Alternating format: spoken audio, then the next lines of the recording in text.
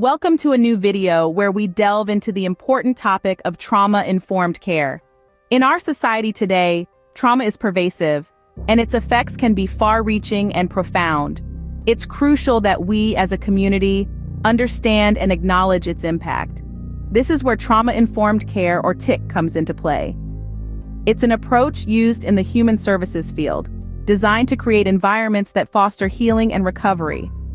What makes trauma-informed care different? It's about shifting our perspective. We move away from asking, "What is wrong with this person?" And instead we ask, "What has happened to this person?" It's about recognizing that individuals are more than likely to have a history of trauma and that this trauma can play a significant role in their lives. Trauma-informed care goes beyond just providing support services. It's about ensuring these services are accessible and appropriate for those who have experienced trauma. We aim to avoid re-traumatization, situations that may inadvertently mirror an individual's trauma. And instead, we strive to understand the whole person and the profound impact trauma can have on their sense of self, others, and the world. This approach isn't just about changing our mindset, it's about changing our policies, procedures, and practices to minimize potential barriers. It's about integrating knowledge about trauma into all aspects of services. The principles guiding trauma-informed care are safety, choice, collaboration, trustworthiness, and empowerment. These principles aren't just words, they're a framework, a guide that can be applied in various service settings to promote healing and reduce re-traumatization. Implementing a trauma-informed environment involves considering a variety of factors, including governance and leadership, policy, physical environment, engagement and involvement, and training and workforce development.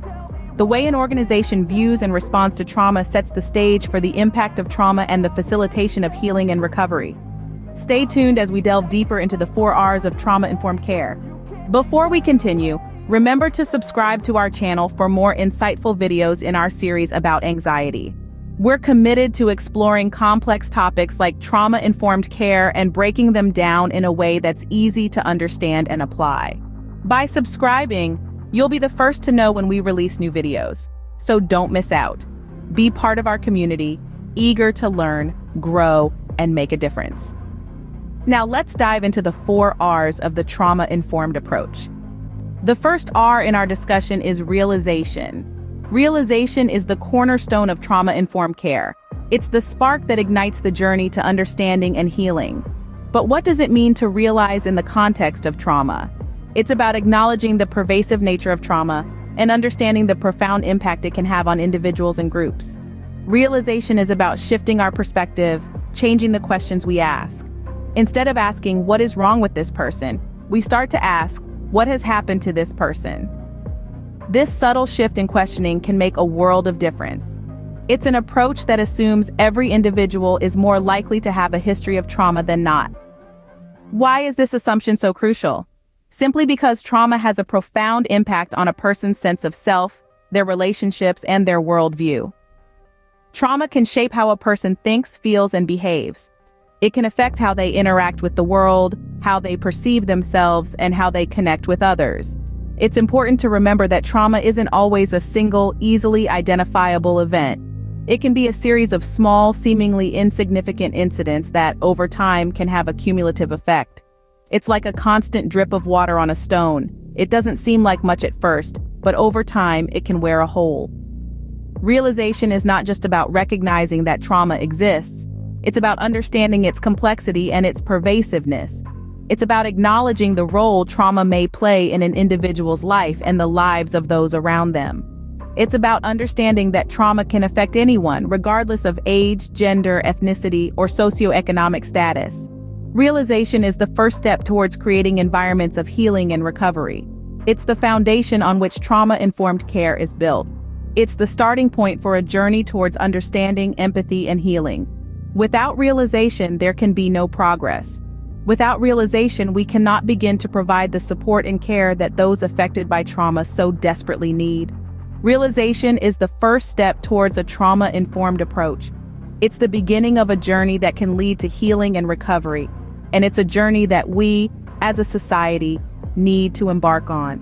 Because trauma is everywhere, and the first step to dealing with it is realizing it's there. Moving on to the second R, which is recognizing. Recognizing is the next critical step in trauma-informed care. It's about being attuned to the signs and symptoms of trauma in individuals, families, and groups. These signs can be diverse, subtle, and at times, not so straightforward. They can manifest as emotional reactions, behavioral changes, or even physical symptoms. They might show up in the way a person interacts with others, or how they respond to certain situations or triggers. But why is recognizing these signs so important? The answer lies in providing the right kind of support and care. When we recognize the signs of trauma, we can tailor our approach to suit the unique needs of the individual. We can steer away from practices that might unintentionally re-traumatize them, and instead, focus on creating an environment that fosters healing and recovery. It's about shifting the question from what is wrong with this person to what has happened to this person. This shift in perspective can make a world of difference. It allows us to see the person behind the trauma, not just the trauma itself. It reminds us that every individual is more than their traumatic experiences, that they have strengths and resilience that can be nurtured and encouraged. Recognizing the signs of trauma also opens up opportunities for collaboration. It invites the individual to be an active participant in their recovery journey. It promotes empowerment, giving the individual the chance to regain control over their life and their healing process. In the grand scheme of things, recognizing is not just about identifying signs of trauma. It's about acknowledging the profound impact trauma can have on a person's sense of self, their relationships, and their view of the world. It's about understanding that trauma is not an isolated event, but a pervasive experience that can permeate all aspects of a person's life. Recognizing the signs of trauma is crucial in providing appropriate support. It paves the way towards a more empathetic, compassionate, and effective approach to care. It's a step towards creating an environment where healing is not just possible, but actively encouraged. Now let's talk about the third R, responding. Responding to trauma is a critical aspect of trauma-informed care. It's about more than just recognizing the signs of trauma. It's about actively addressing it in a way that's both effective and empathetic. But what does it mean to respond to trauma? Well, imagine a system that doesn't just acknowledge trauma but is equipped to handle it. This system understands the complexities of trauma and is ready to provide appropriate support services. It's a system that's not just reactive but proactive, working to minimize potential barriers that could hinder the healing process. This is what we mean when we talk about a responsive system.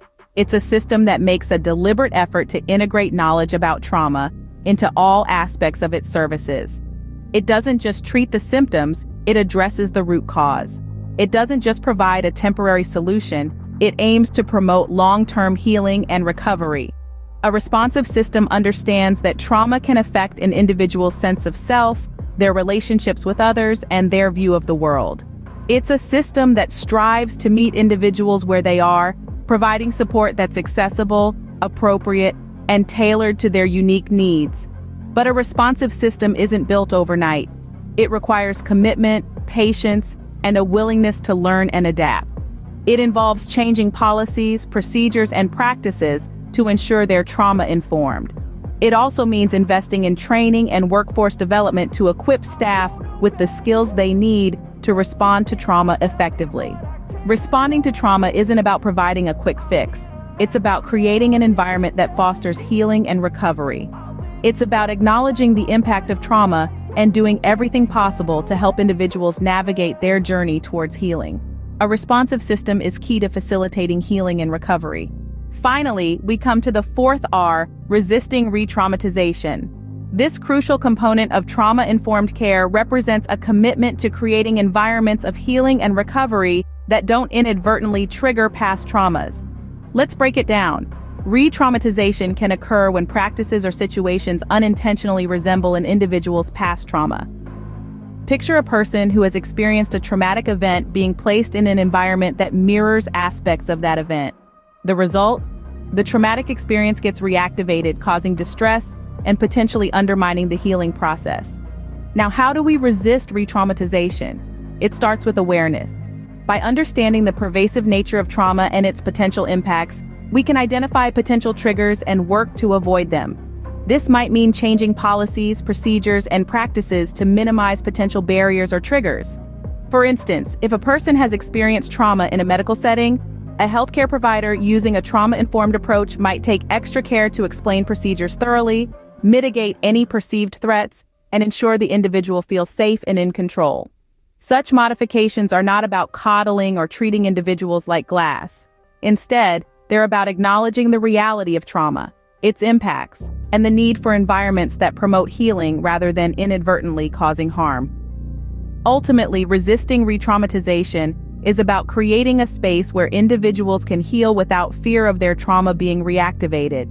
It's about shifting our paradigm from what is wrong with this person to what has happened to this person, and then creating an environment that responds to that understanding. Resisting re-traumatization is essential in maintaining the effectiveness of the trauma-informed approach. As we conclude, we see how the 4 Rs guide the trauma-informed approach.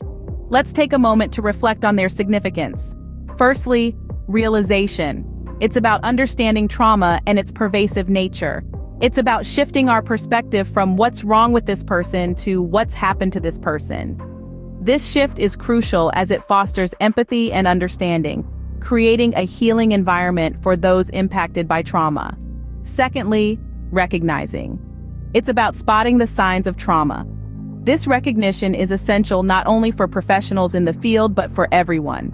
By recognizing the signs, we can respond appropriately and effectively, minimizing harm and facilitating recovery. Thirdly, responding. This is about having a system in place to address trauma. It's about integrating knowledge about trauma into all aspects of service, from the policies, procedures, and practices to the physical environment and engagement strategies. And finally, resisting re-traumatization. This means avoiding practices or situations that resemble an individual's trauma. It's about ensuring safety, promoting choice, fostering collaboration, building trust, and empowering individuals. By resisting re-traumatization, we can help individuals heal and recover rather than inadvertently causing more harm. These 4 Rs are not just strategies. They are principles that guide the trauma-informed approach. They encourage us to look beyond symptoms and behaviors, to understand the whole individual and the impact trauma can have on their sense of self, others, and the world. As we wrap up, remember that the journey to understanding trauma and its impacts is a continuous one. It's about learning, growing, and adapting to better support those who have experienced trauma. Which strategies will you work on first? Share your thoughts by commenting on this video. Thank you for watching, and remember, your journey to understanding trauma and its impacts is a step towards healing and recovery.